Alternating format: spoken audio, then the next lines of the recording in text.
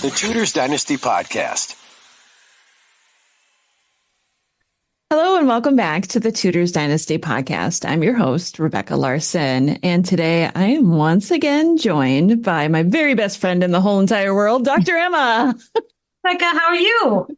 Your introduction just keeps getting longer and longer, doesn't it? I love them. Thank you very much for having me back. Well, I guess, we did tease people with what we were going to do next. And the response has been great to that previous episode. I want to thank everyone who's made comments on both the two episodes that we talked about in that one, the previous one with the quality in art, and then the one about the role that Catherine of Aragon played recruiting all the leading Renaissance artists that we talked about, because everyone was a leading Renaissance artist.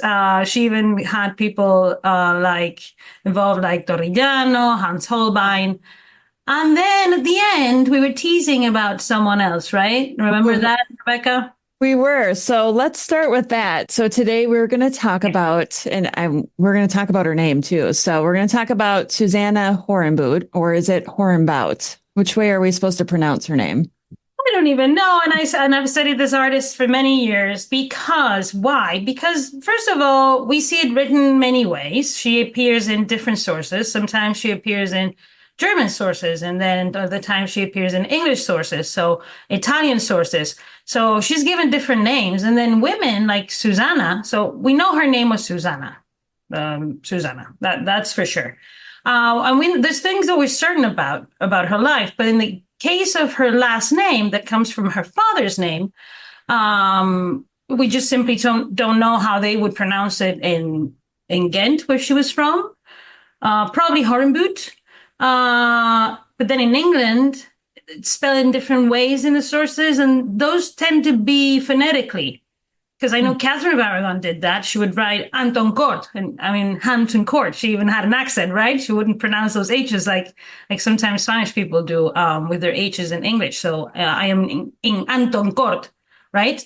Court, it sounds very Spanish to me when I read it out loud. So this is the thing about her name.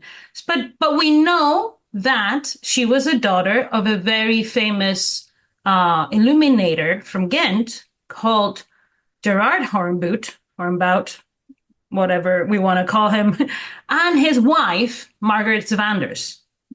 And we know also that this couple had six children, and that Gerard was one of these artists that had a workshop where his children, at least three of them, trained, because Susanna was one of them. She was born around 1503, 1504. We'll talk about why we know that. And then Lucas was another one of the children of Margaret and Gerard. And they trained with Gerard in Ghent in the family workshop to become illuminators too. So he trained his daughter to be able to help him decorate manuscripts and do all this very technical work, because we have to think these are miniatures. These are very, very small pictures. Was that a big deal for the time that he trained his daughter in this? It is in the global context of Europe. It's starting to become more and more prominent in the Netherlands.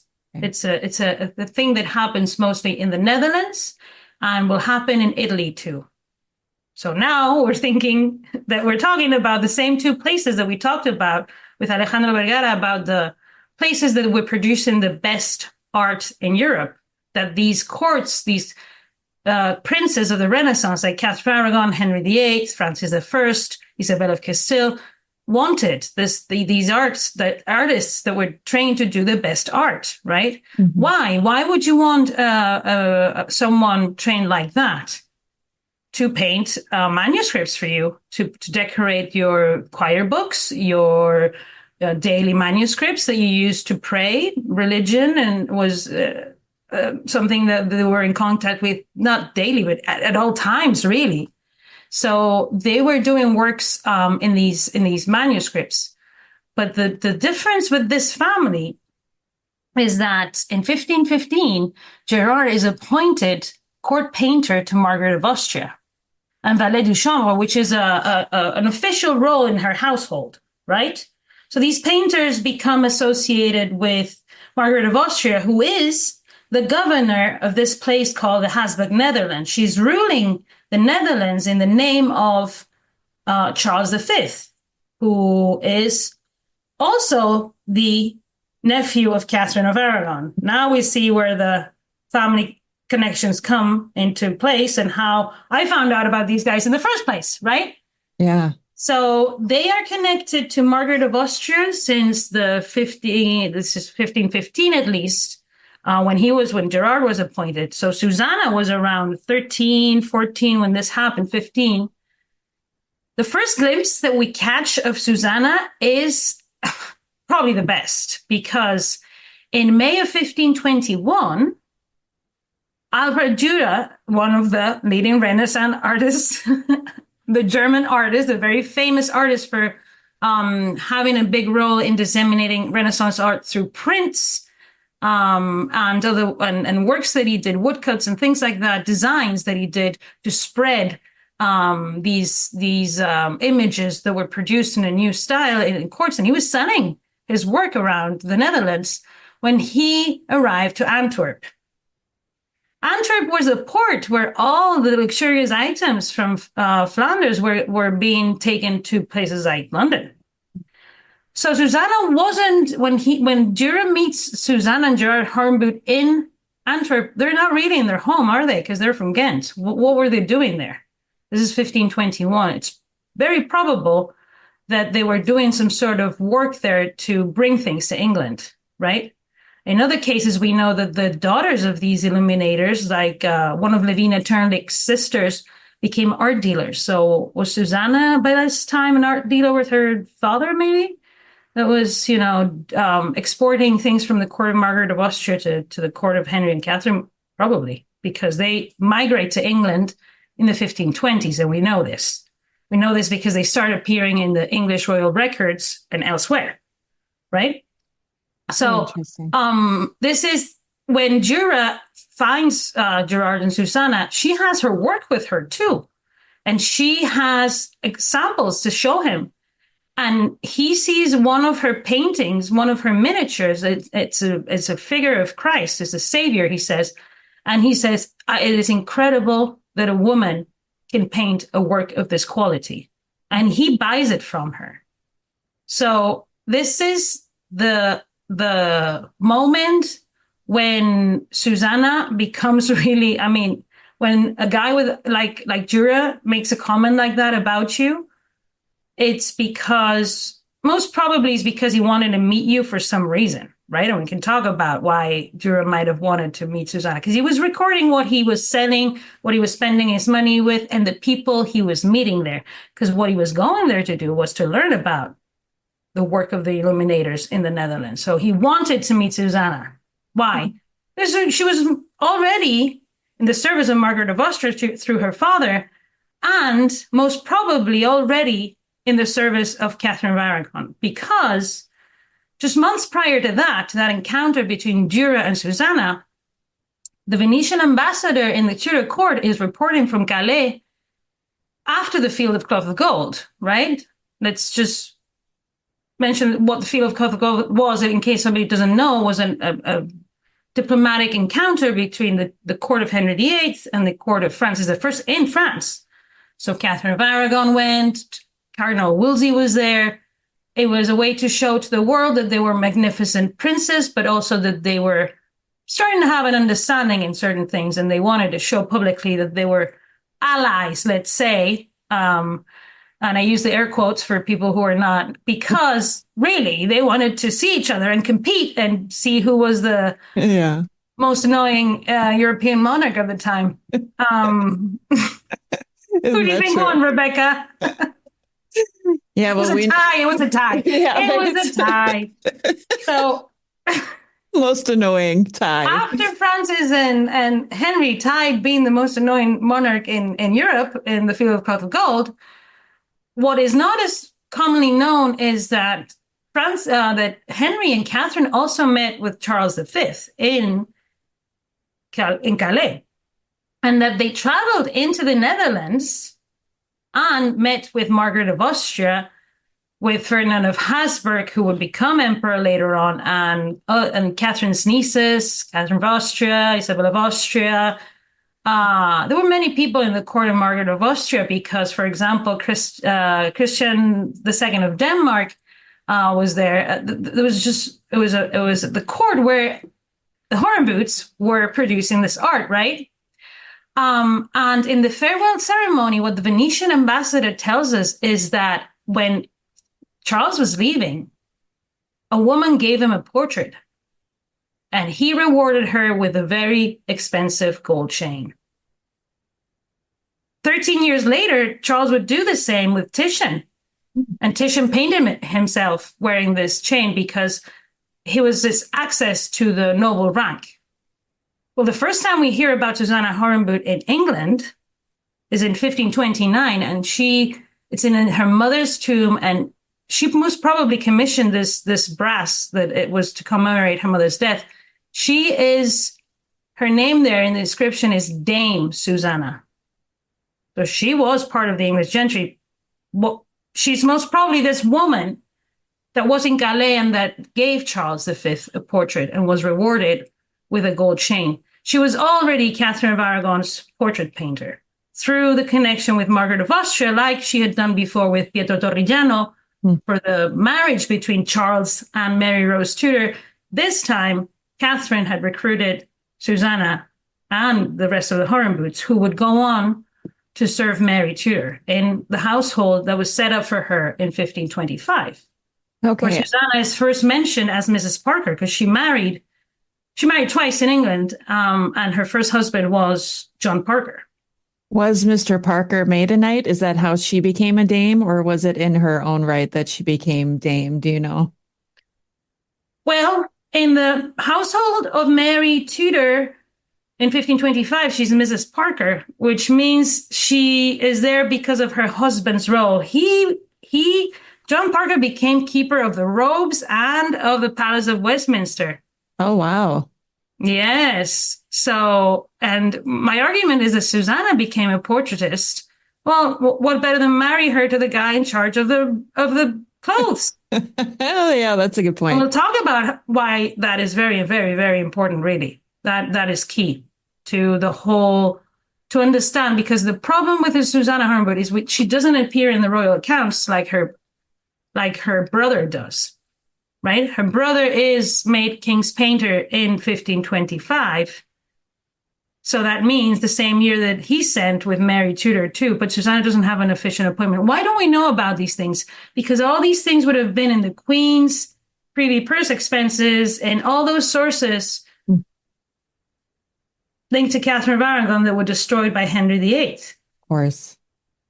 And that's why we have to grab snippets of Susanna's life from other sources, like the fact that she was mentioned by other people writing about the leading Renaissance artists of their time, like an Italian that did an overview of the art in the Netherlands, mentioning her as the leading woman artist of her time in the Netherlands, because she had this extraordinary capacity to render very, very good miniature images. So, and he says, so she was recruited by Henry VIII of England. He mentions Henry VIII, but it was Henry VIII through his wife's networks, through Catherine of Aragon's alliance with Margaret of Austria, who was Susanna's first patron, really, when she was working with her father.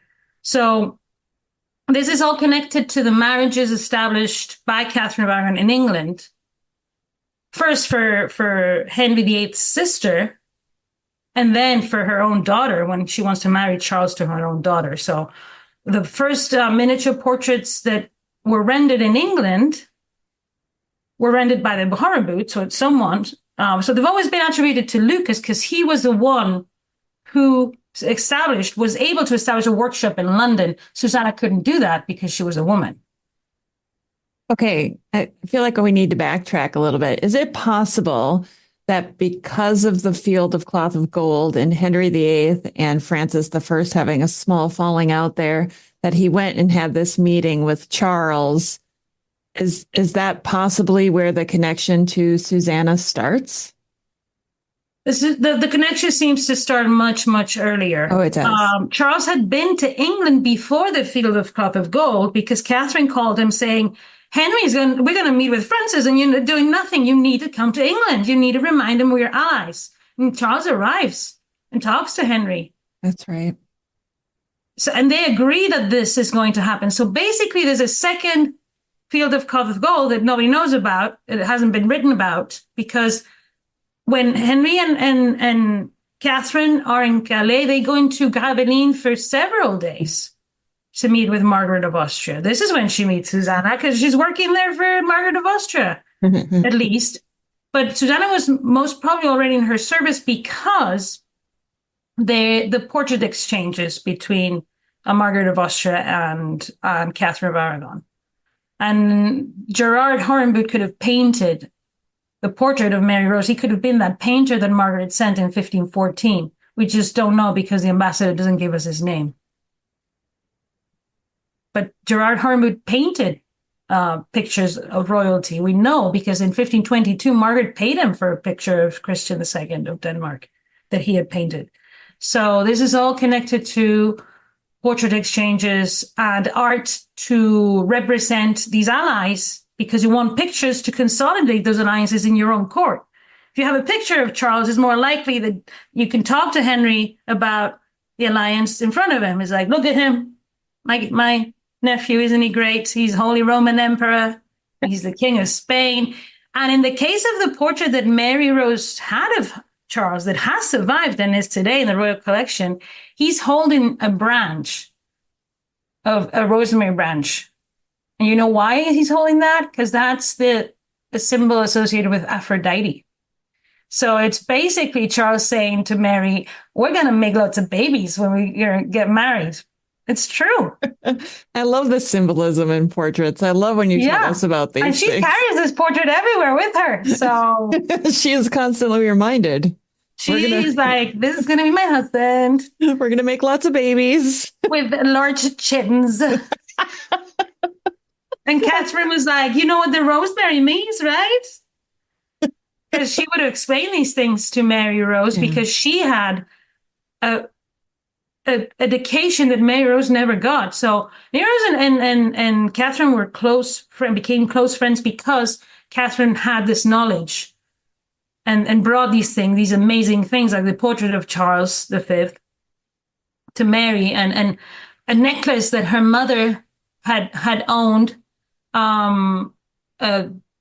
She gave that to me. She gave many of the jewels that she brought from Spain to Mary when she was going to get married to Charles. Oh, I didn't know that. But then she didn't marry Charles because Henry VIII got in the way, of course. And he married his sister to a dying Louis XII of France. And she goes to France with Charles Brandon. That's right. Yeah. And she comes back married, doesn't she? But not with the King of France, right?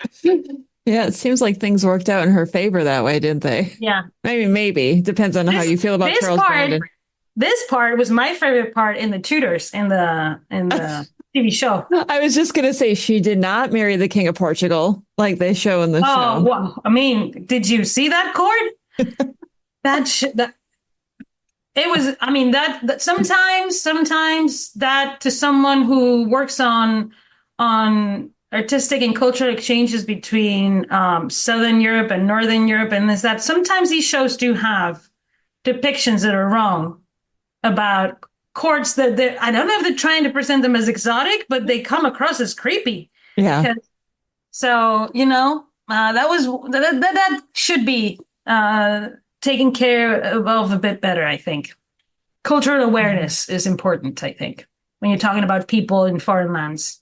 Right. You don't have to change the actual history. I feel like so often, especially in the Tudors, they changed history to make it easier for the American audience to understand who was who. So they didn't want to confuse Francis I with Louis because we're not smart enough to figure out that they were two different people who ruled a different. They called her Margaret in the show instead of Mary because, goodness, how could we keep all the Marys apart?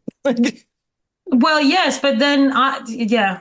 But then, the problem is, I think, well, first of all, that's misleading. So why change the name of someone if they lived and you're trying to show like a historical events? But then I think it's also annoying to the people who know about it because they're like, well, why is she Margaret now? And then you get confused because Margaret, but she went to Scotland. What are you talking about? Right. You know?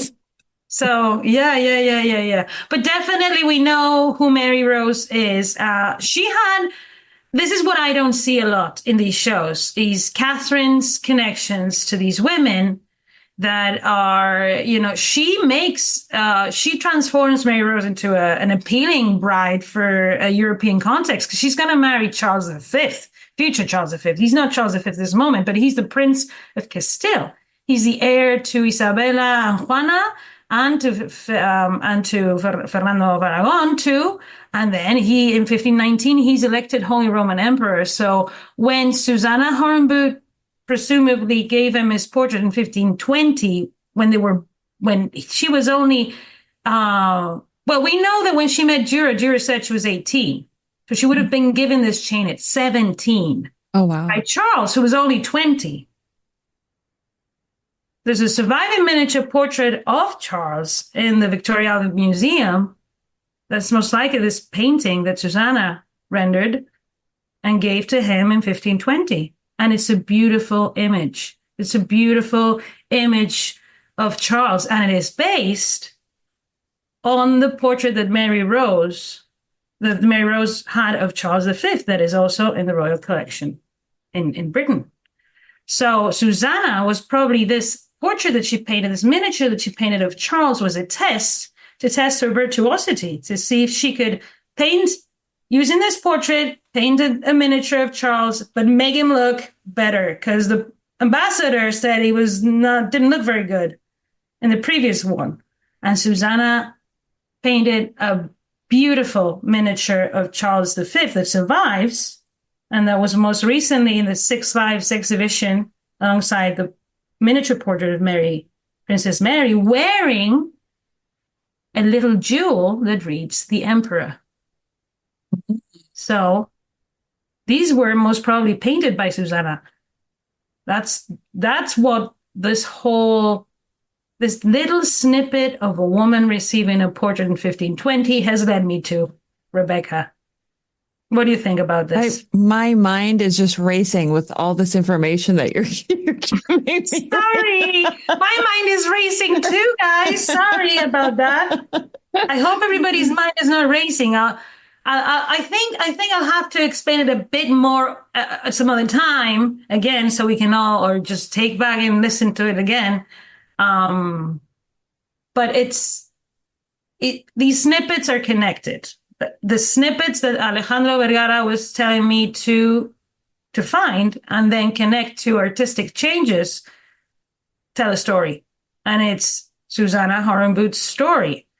And she was praised by Vasari, so she was very famous in her time. Why is she only briefly mentioned in today's manuals and always with her brother and father? Is because her brother and father appear in the English royal records, while she appears very extraordinarily like when she became a diplomat. Did you know that? Oh, I didn't know that. Okay, so Susanna was in charge of going and get Anne of Cleves. Oh, she was part of that whole retinue that went to go. She went there and she became the head of her household too. What? She taught Anne how to play cards, and she was her cultural ambassadress in the Tudor court. Yeah. Oh. Yeah. And then she's mentioned again in a critical moment for all this theory that I'm presenting to you based on my snippets. That is, in 1544, Susanna is mentioned in Mary Tudor's future Mary I, her privy purse expenses. We have a series of accounts that Mary kept herself from 1536 onward, when she came back to court as Lady Mary. In 1544, Mary commissioned a portrait of herself, and she paid for it. And there are payments for the jewels that she's wearing over the months before the payment for the portrait. But there's also a mention to Susanna. So the painting. Do you see the? Yeah. If you're not watching this, we know. Oh, nice nails, by the way. Becca has very nice red nails. Thank you. Told me.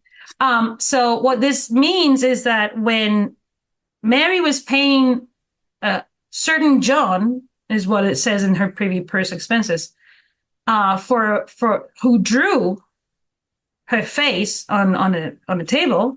And it was when she was paying for that, it was one of the parts of the commission of the portrait. It was not the whole portrait, because she also paid someone else to draw sleeves. She also paid to have her clothes ready, her jewels, and she gave Susanna black satin. So does this mean that Susanna was re-entering her service? Because when she is mentioned in her household in 1525, she was given black clothing.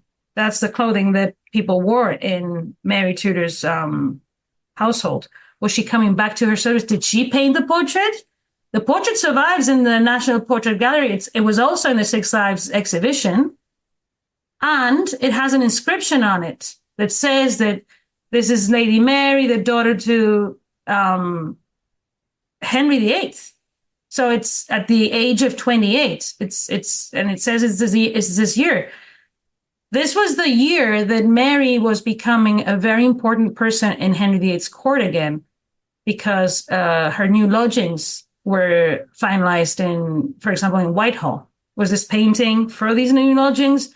Or was it to go in that dynastic gallery of portraits that her mother had brought from the court of Margaret of Austria and had with Henry VIII? What do you think? Did you say this was 1544?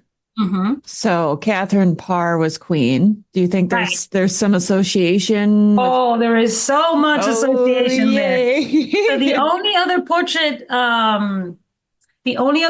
attributed to this artist called Master John that is mentioned in Mary's privy purse expenses and this painting that we have in National Portrait Gallery is the first surviving full-length portrait of a Queen of England, Catherine Parr, also in the Six Lives exhibition. And why is it attributed to this artist? Because it's very similar to the one of Mary. And we know that Catherine Parr became a patron of Susanna Horenbout and the Horenbouts, too. And we know that, and there's more work that needs to be done on how really Catherine Parr gets to Henry. And it's probably, we know, through Mary, right? Through his daughter, and the association with his daughter is very close. Also, Catherine Parr had received miniature portraits of Henry and Catherine in 1529 when her mother died. Oh. Who were the painters who could do those pictures in 1529? Oh, I don't. Susanna. So, Susanna and or her father or her brother. But most likely Susanna, because all the evidence points to her as the one in charge of the portraits. Because she was working to paint portraits for these marriages. And then when she became established in England, she was painting portraits of the women in the royal house, of Catherine Parr, Henry's new queen, of his daughter in 1544. So this is very important also because there's another woman that arrives at the end of the reign of Henry VIII from Flanders, Levina Turnlick. Yeah. It's been argued that it's probably to substitute the aging Susanna, because we know by the time Mary's queen, Susanna's died, because her second husband remarries. Levina Turnlick is also the daughter of one of these illuminators that was present in these manuscripts that Catherine of Aragon saw in the court of Isabella of Castile. So there's a connection there. This is, again, connections between these women. It's the women connected to the Spanish monarchy through marriage connections, but it's basically the Habsburgs in Flanders and Catherine of Aragon and then Mary I in England. And Levina becomes the person who, to conceptualize the image of the first female regnant, the female ruler in England, Mary I, and then That's copied by in the time of Elizabeth II, Elizabeth I. So it's basically she constructs the image of the first woman to be a ruling queen in England, because she creates images for these legal documents, the first legal documents that Mary issues, the important ones, you know. I'm glad you brought up the timeline and who was first, Susanna or Levina, because I think sometimes I don't want to say I confused the two, but they were both miniature artists, right? So yes, I think it's easy to forget who came first. Well, they were trained as book illuminators, but in England, they became portrait painters. Which is amazing. Because their patrons had new necessities. They still did works in manuscripts. The Crampring manuscript in Westminster Abbey was most probably illuminated by Levina Turnley, and it has pomegranates, and it's for Mary, and Mary's depicted in this manuscript many times.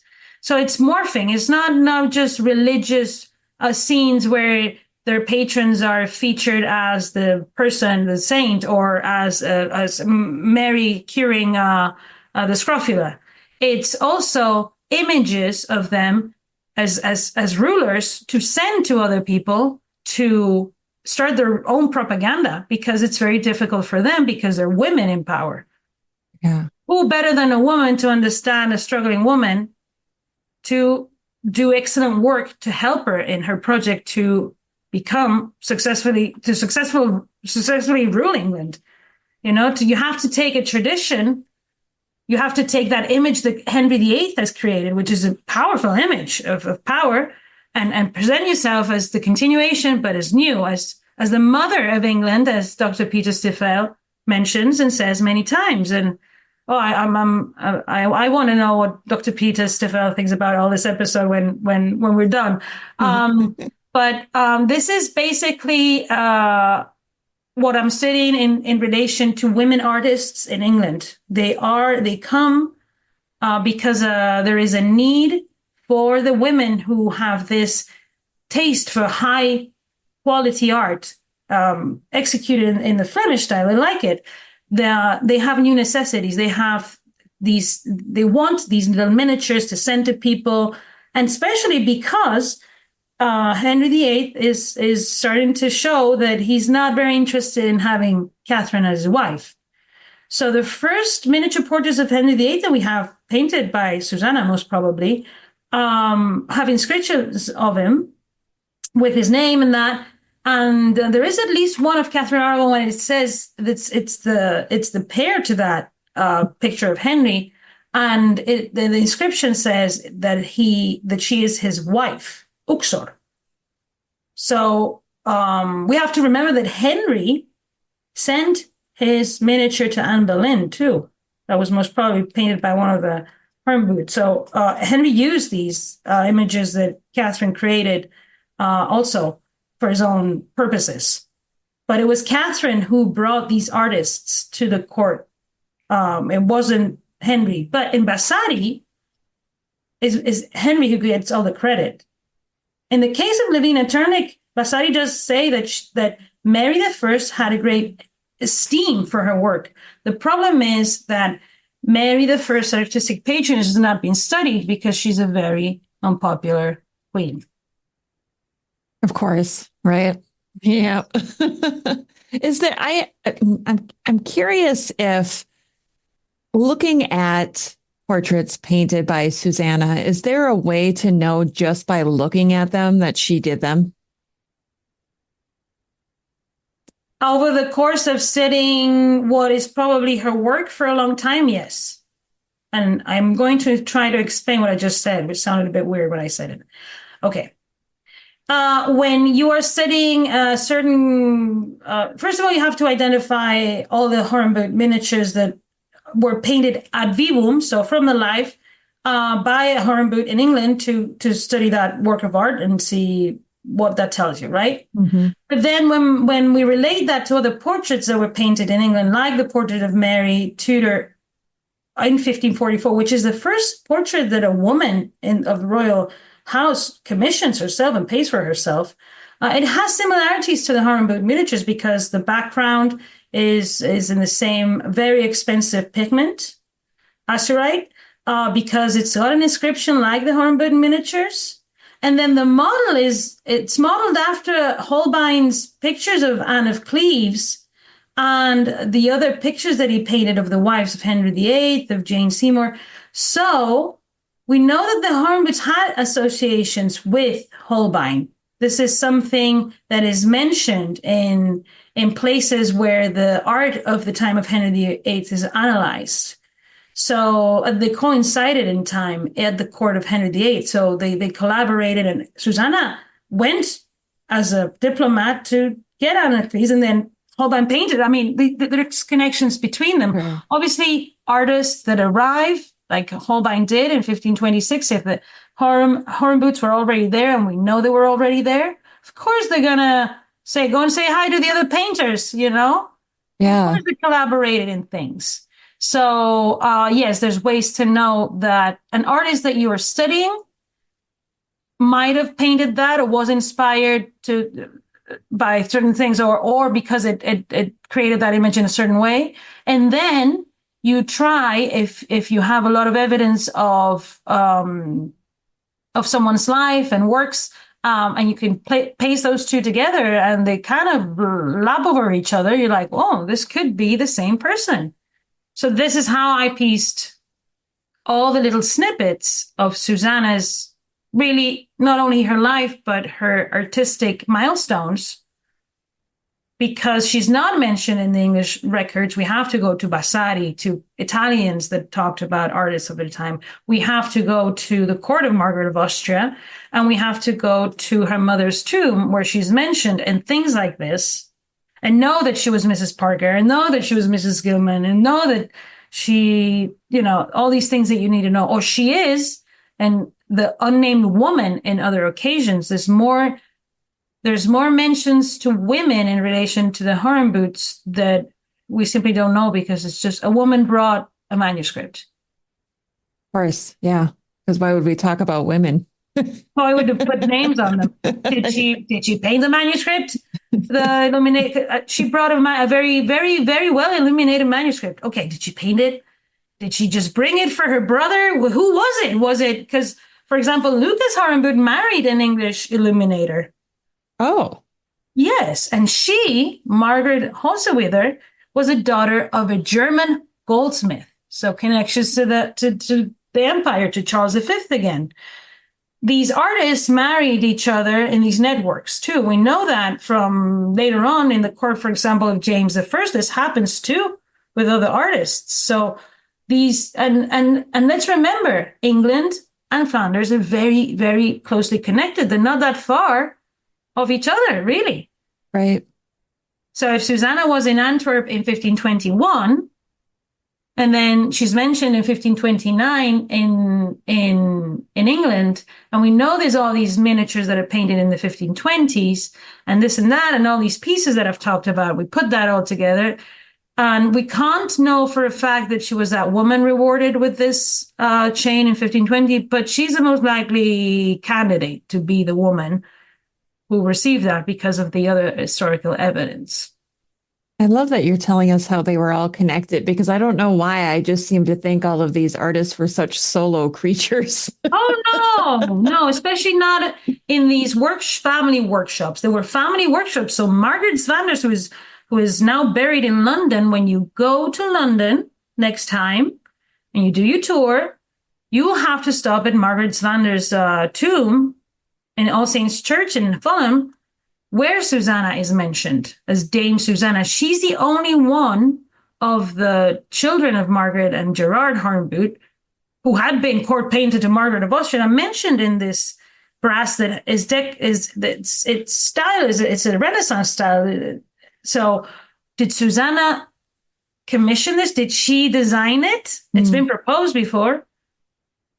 These are the kind of things that art historians need to think about when they find these snippets. What you need to understand very well is the artistic, historical context and cultural context to be able to form these theories from snippets of an artist's life or mentions in different sources, in different languages. And Yeah, it's difficult, but over the course of years, you just realize things. Maybe when you're taking a walk, you realize, you're like, why is she do that? Yes. And you have epiphanies. That's the most important part of being a historian is asking a lot of questions that other people might not be asking. And sometimes you have those moments where that question pops into your head when you're out for a walk or you're taking a shower or reading a book or. And another thing that I would recommend to anyone who wants to become a researcher is you never know where the information is coming from. Always listen, especially if you're listening about, the topic you like. Let's say, in this case, the Tudors, right? Yeah. Every occasion is an occasion to listen to what another person knows more about than you, and then reflect on what you know and say, ooh, because, recently, for example, on this very issue, we've talked about, you've given me information about portraits that were exchanged, right? And mentioned in the case of your research. Right. That's added to that pool of knowledge. Well, do you want to talk about that? Because that's a very interesting piece. Yeah, I think we're talking about the Catherine Parr thing, right? Yes. Yeah. So there is a letter between Thomas Seymour and Catherine Parr where Thomas asks Catherine for, I don't know if he said a miniature or a small portrait of yourself, something along those lines. Does he say an image or does he say a portrait? Ooh, I don't remember now off the top of my head. I'd have to go back and look. Well, you've got some homework, Rebecca. They're usually called images. Yeah, so maybe. Don't get surprised if you see it says just as an image. Yeah. It could have just been an image that he said. Yeah. And in her reply, Catherine said, see, now you're putting me on the spot. She said that she would contact her paintress, right? Was that the term that she used? To have one. Oh, so she would contact her paintress. Yes. Guys, we'll have to look into this because imagine that. This is another snippet because sometimes we have little snippets that are very interesting, like the fact that when Levina Turnick is appointed court painter, she's called a paintrix, not the word used for the men usually. So this is very interesting because it's basically, they're close to the queens and they're painting them. And imagine them, I can just imagine these sessions, and Catherine arriving and being like, no, in this case, I'm going to wear a Spanish dress. I'm going to send this to Claude in France. I like Claude.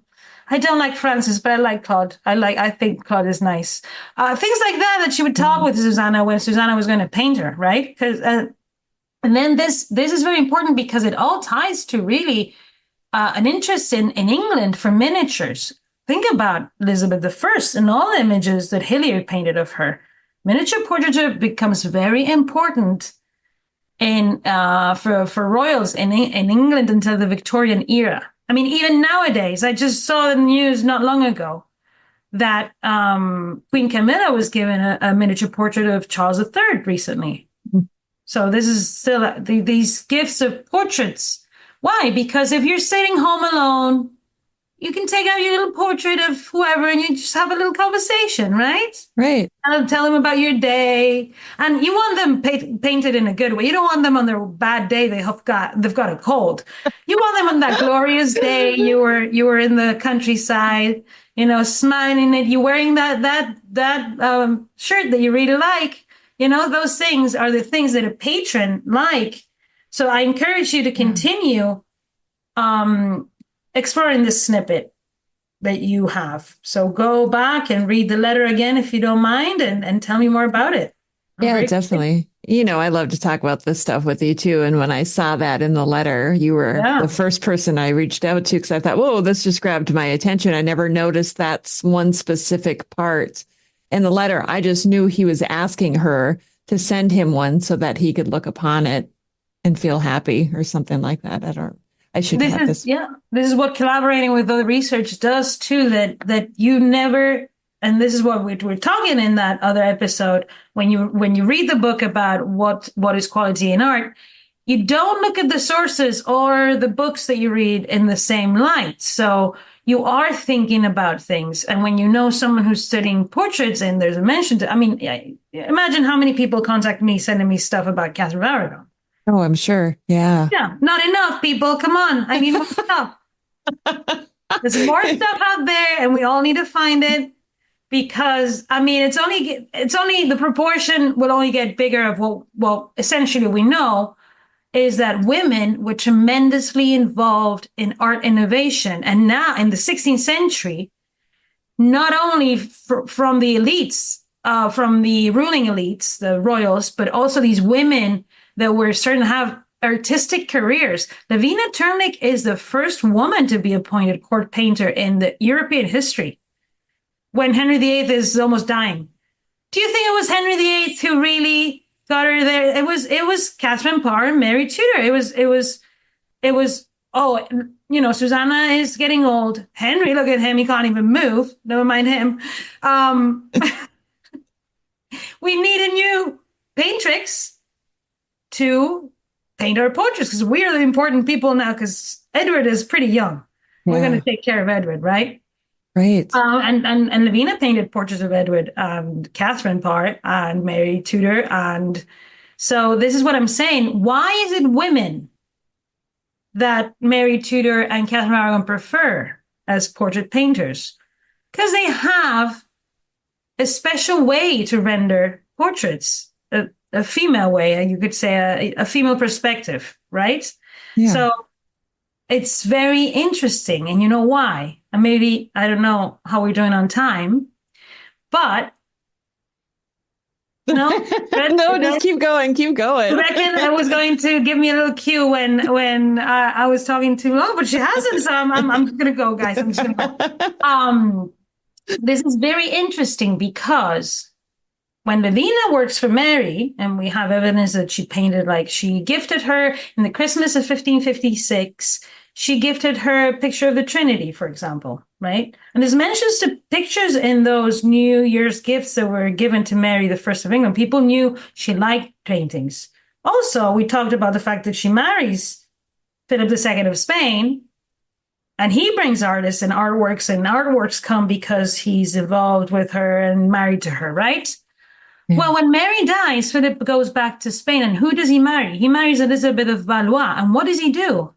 He recruits a woman painter from Italy called Sophonie Vanguissola, who paints pictures of the royal family. Was this because Philip was influenced by Mary Tudor and her relationship with Levina Turnlik that Vasari mentions? Probably.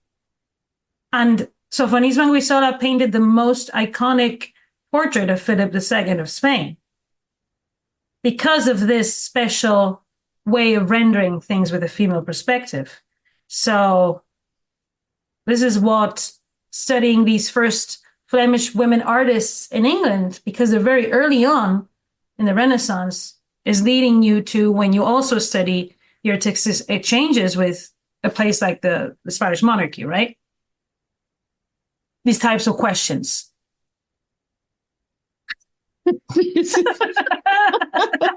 This has been a crazy episode. I feel like sorry, was it bad? No, it wasn't bad. I love when we have these conversations because it's so mind opening. I think there's so much I end up. I was just worried when you said that. You got me worried for a second there. No. I know. No. I think it was really good because there's so much about the art world that I don't understand. And when you come on the show, I say this all the time, are such a wealth of knowledge when it comes to this stuff that I just try to be a sponge and just absorb it all. So if you don't hear me talk very much, is because I'm just over here soaking up everything that Emma is saying and trying to remember it all. Like, I'm going to have to watch this episode back 3 times and take notes just to retain all of this amazing knowledge that you have. So me too. I'm going to do that too. I'm going to take notes because, I'm going to confess something. I enjoy very much doing this, and especially doing it in a way that I don't have a script, like I mentioned in the previous episode and all that.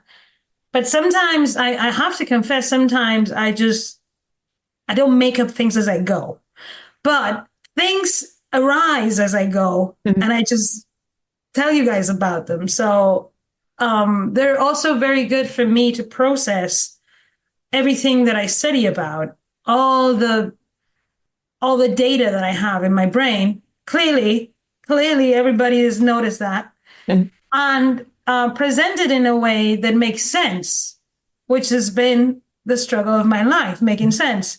So it's very good practice for me to come here and talk to you about it. But you got me worried there for a few seconds there in this episode with your faces. I was like, is this too far off?